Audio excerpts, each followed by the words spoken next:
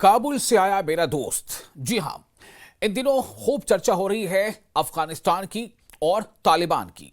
तालिबान किसी तारीफ के मोहताज नहीं।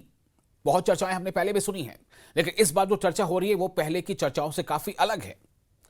क्योंकि अफगानिस्तान में इन दिनों तालिबान का शासन है और तालिबान के नेता और अफगानिस्तान के विदेश मंत्री आमिर खान मुत्तकी इन दिनों हिंदुस्तान में हैं।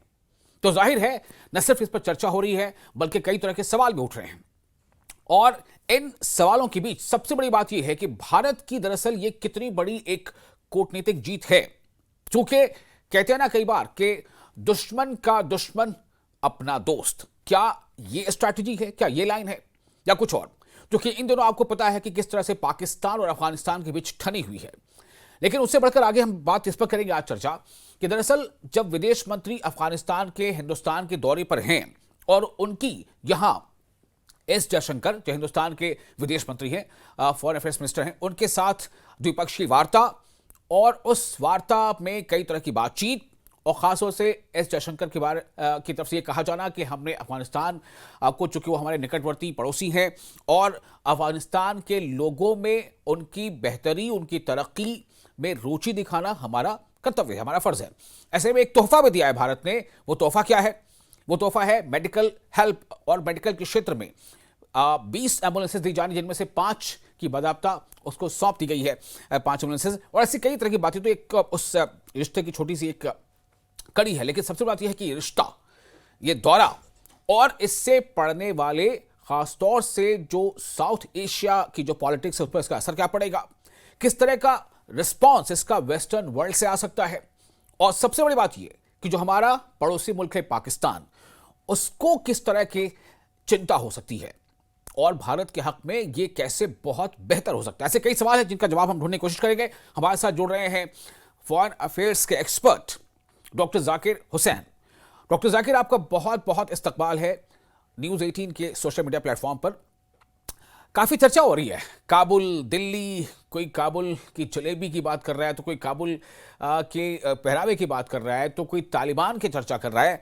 मैं आपसे जानना चाहता हूं कि भारत की राजनीति में या विदेश नीति में ये किस तरह का एक बदलाव है और ये कितना मतलब कह सकते हैं कि बेहतर है, कितना पॉजिटिव है कि आज अफगानिस्तान के विदेश मंत्री जो तालिबानी नेता हैं वो इन दिनों भारत के दौरे पर हैं। जी ना कि फॉरेन रिलेशन में, डिप्लोमेसी में ना तो कोई दोस्त है ना दुश्मन है, सिर्फ उसका मफाद ही दोस्त होता है। और आज ये चीज़ फिर से प्रूव हुई है कि 4 साल पहले 2021 तक हमने तालिबान को वो अहमियत नहीं दी थी जो आज दिया है।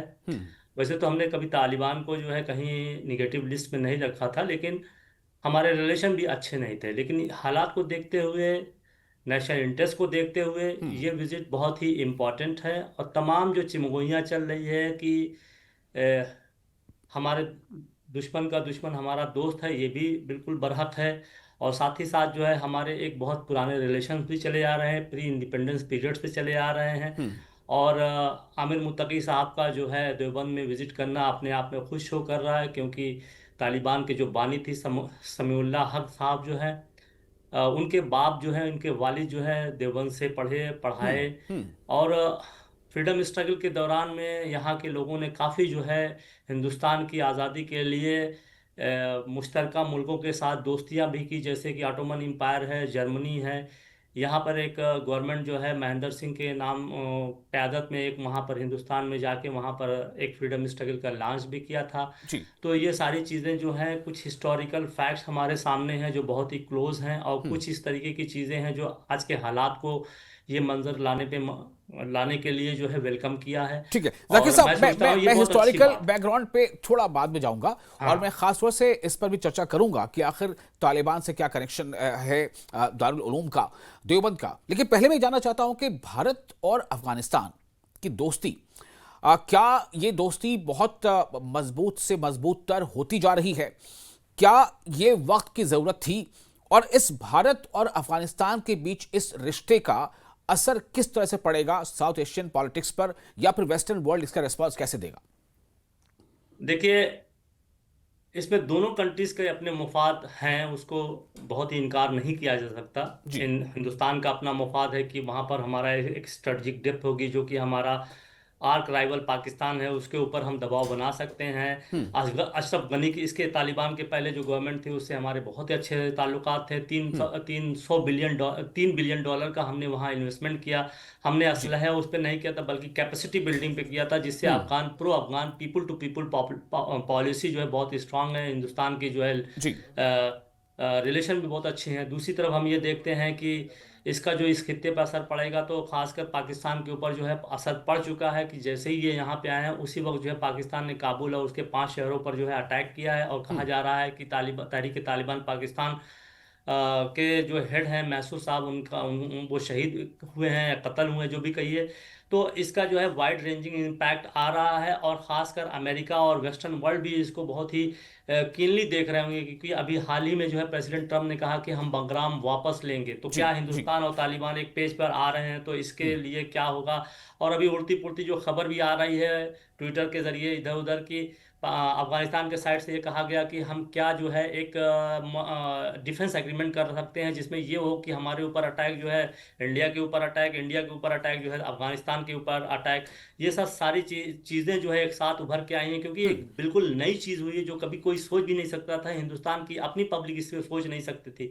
इसी को डिप्लोमेसी कहते हैं, इसी को हिंदुस्तान की बदलती हुई जो है फॉरेन पॉलिसी का एक नमूना भी है। और शायद ये बहुत ही सही स्टेप भी है कि हम क्यों किसी से दुश्मनी हमेशा के लिए पाल लेकिन के एक रखें, जब हम सवाल सब एक सवाल जाकिर साहब ये भी होगा, हम ये जानते हैं कि पड़ोसी मुल्क का जो है हमारा पाकिस्तान, उससे हमारे रिश्ते किस तरह के रहे हैं, मीठे कम खट्टे ज़्यादा।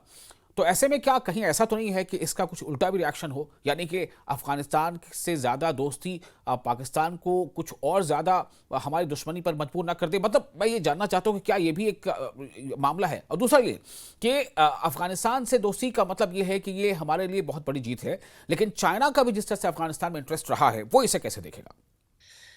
देखिए, पाकिस्तान अगर पाकिस्तान ने कोई भी कसर नहीं छोड़ी है हमारे साथ दुश्मनी निभाने में। बिल्कुल। दोस्ती तो छोड़ दीजिए, तो अगर हम मतलब इसी को मानते रहें तो हम आगे नहीं बढ़ेंगे। पाकिस्तान को जो भी करना हो करे, हमारे रिलेशंस, हमारे फॉरेन पॉलिसी की जो इंटरेस्ट है उसको हमें आगे बढ़ाना चाहिए। अफगानिस्तान उसकी एक बहुत बड़ी कड़ी है। और साथ ही साथ मैं ये भी बता दूं, इस विजिट से अफगानिस्तान को भी बहुत फायदा हुआ है, क्योंकि अफगानिस्तान 2021 के बाद से जो है अभी अलग थलग पड़ा हुआ था, दुनिया में कोई रिकॉग्नाइज नहीं किया था। रशिया के बाद रशिया ने ऑफिशियली सिर्फ रिकॉग्नाइज किया है। चाइना ने इसी तरीके के रिलेशन जो है बना के रखे, जैसे हम अभी इनिशिएट कर रहे हैं। और एक खास बात और है कि जब पहली बार तालिबान आया था, तालिबान 1, तो इन देशों ने जो है रिकॉग्नाइज नहीं किया था, बल्कि नेबरिंग कंट्रीज ने किया था। गल्फ की कंट्रीज सऊदी अरबिया, यूएई और पाकिस्तान ने किया था, जो कि फ्लॉप हुआ था। तो अब कंट्रीज बहुत ही कॉशियस वे में बढ़ रही हैं, लेकिन अफगानिस्तान की अहमियत तो कोई इनकार भी नहीं कर रहा है। और सारी रीजनल कंट्रीज, जिसका जैसे इकबाल ने कहा था अफगानिस्तान को हार्ट ऑफ एशिया, कि अगर यहाँ पे कुछ होता है तो पूरा एशिया सफर करेगा और साउथ एशिया तो लामाला होगा। तो इसी को देखते हुए हिंदुस्तान ने कहा। अब चाइना की तरफ आते हैं। अफगानिस्तान में कम से कम जो है 1 से 2 ट्रिलियन डॉलर की मादनियात हैं, जिसमें जी। लिथियम ऑफ सऊदी अरबिया कहा जाता है, जो कि जी। बैटरी और आज के इलेक्ट्रॉनिक और जो है क्या कहते हैं कि ब्रास है, आयरन है, ये सब बहुत ज़्यादा मादनियात है, जो चाइना अकेले जो है रिलेशन बना के सब साइन करता चला जाता।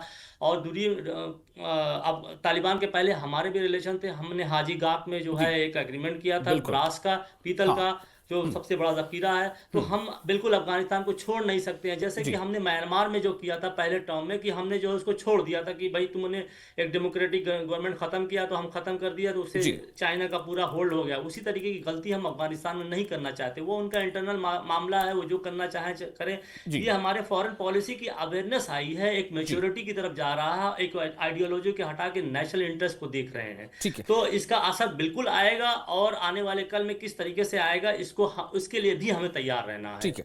मेरा अगला सवाल ये होगा कि और ज्यादा ये क्या मजबूती की तरफ देश भारत जो है कदम बढ़ाएगा? पहला एक सवाल ये है। उससे दूसरा जुड़ा सवाल ये है कि आपने शुरू में जिक्र किया था कि दारुल उलूम देवबंद से क्या रिश्ते हैं, इस पर जरा रोशनी डालें थोड़ा इख्तिसार के देखिए, साथ। जी देखिए ये है बिल्कुल एक फॉरेन पॉलिसी में ये होता है कि ज़्यादा से ज़्यादा कंट्रीज़ के साथ जो इसके एक ही जो है पेज पे होते हैं उनके साथ रिलेशन बनाने से मजबूती आती है। जी लेकिन यहाँ पर हमारी ये अफगानिस्तान की रिलेशन जो है, अगर हम साफ साफ उसको कहें तो अपने दुश्मन को जो है काउंटर करने के लिए ये मूव बहुत ही अच्छा है। और उसी के तहत जो है हमने चाबहार जो डेवलप किया था, ताकि अफगानिस्तान एक लैंड लॉक कंट्री है, वहाँ पे जी डायरेक्ट सप्लाई करें, जो पाकिस्तान को जो है हटा के किया जाता, क्योंकि अब पाकिस्तान के थ्रू ही जाता था। पाकिस्तान की हरकतें बहुत ही नापाक रही हैं। जी तो ये जो है डायरेक्ट कनेक्टिविटी विद अफगानिस्तान जो है, ना सिर्फ पाकिस्तान या चाइना को बुरा लगेगा, बल्कि अमेरिका, वेस्टर्न वर्ल्ड को भी जो है थोड़ा जी से अलर्ट करेगा।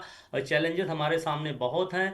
और अभी हमने बहुत ही कॉशियस स्टेप बढ़ाया है कि फुल फ्लेज जो है डिप्लोमेटिक रिलेशन नहीं बनाया है, एक टेक्निकल रिलेशन बनाया है। यहाँ पे एम्बेसी उनको रिवाइव करेगी, हम भी अपनी वहाँ पे टेक्निकल जो है हाउस है उसको हम एम्बेसी में कन्वर्ट करेंगे। तो स्टेप वाइज स्टेप जो है हम बढ़ रहे हैं। इसके पहले जो है हम दुबई में मिल चुके थे, हमारे मिस्री साहब मिले थे वहाँ पर। जी और ख़ास बात इन मीटिंग्स की ये हुई है कि दोनों कंट्री, इंडिया ने अपना झंडा शेयर नहीं किया व्हेन दे वर मीटिंग, तो बिल्कुल बिल्कुल अफगानिस्तान का। हाँ तो ये एक बहुत ही कॉशियस जो है स्टेप चल रहा है, लेकिन बहुत ही मानीदार मानीखेज जो है डेवलपमेंट हो रहे ठीक हैं, है जिसके इम्पैक्ट ठीक है आएंगे। चलिए अब जहां तक बात है आपका देवबंद का, तो एकदम इख्तिसार देवबंद से जी जी हाँ बहुत ही पुराना रिलेशन है। अब तालिबान के जो बानी है समीउल हक साहब जो है, वो देवबंद, उनके बाप जो है देवबंद में पढ़े थे और पढ़ाए भी थे। और यहाँ से अभी मुत्तकी साहब वहाँ पे दौरा किया, उनसे पूछा गया कि भाई आप क्यों जा रहे हैं, कहा कि ये तो भाई एक पीपल टू पीपल और स्टूडेंट टू स्टूडेंट रिलेशन है। जिस तरीके बिल्कुल से और शोबे में लोग आके यहाँ पढ़ते हैं, उसी तरीके से देवबंद में आते हैं, और यहाँ जी पे इसकी एक शाख वहाँ पर है। हाँ और सिल्क लेटर जो चला था यहाँ पे हिंदुस्तान में जब आज़ादी के वक्त, जिसका ये मकसद था कि एक लाइक माइंडेड कंट्रीज को जो जो ब्रिटिश गवर्नमेंट के खिलाफ लड़ाई लड़ रही थी, जी उनमें एक तालमेल बढ़ा के ब्रिटिश के ऊपर दबाव डाला जाए। उसमें ऑटोमन एम्पायर थे, जर्मनी थी, ये सारी चलिए के जी साथ जी था। महेंद्र सिंह के जी साथ जो है ये अफगानिस्तान में भी हमने जो है वहां पर एक चलिए शुक्रिया टेम्पररी जाकिर गवर्नमेंट साहब, बनाई वक्त थी। एकदम आगे जी बढ़ने की इजाजत नहीं दे रहा है। बहुत शुक्रिया आपका, आपने बहुत कीमती वक्त अपना दिया। तो ये बहुत अच्छी पहल है और जैसा उन्होंने कहा है जाकिर साहब ने कि ये भारत की कूटनीति की एक बहुत ही अच्छा कदम जो है इसे उठाया जा रहा है। और आशा ये करनी चाहिए, उम्मीद करनी चाहिए कि आने वाले वक्त में इसका भारत को बहुत ज़्यादा फायदा होगा और साथ ही साथ अफगान को भी इसका बेशक फायदा जरूर होगा।